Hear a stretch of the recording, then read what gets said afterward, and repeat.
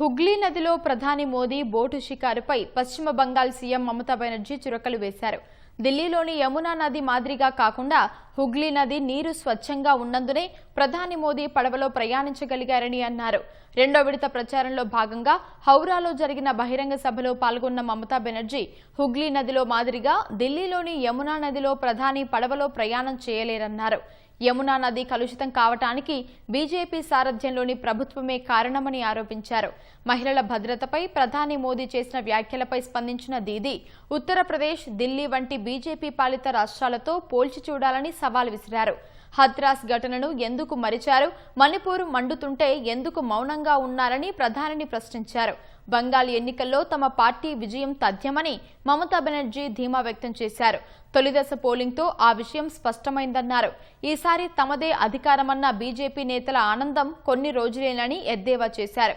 కోల్కతాను మురికివాడల నగరంగా కేంద్ర హోంమంత్రి అమిత్ షా పేర్కొనటాన్ని ఆమె తీవ్రంగా తప్పుబట్టారు. దేశంలోని అగ్రశ్రేణి పారిశ్రామిక నగరాల్లో కోల్కతా ఒకటని మమతా బెనర్జీ గుర్తు చేశారు.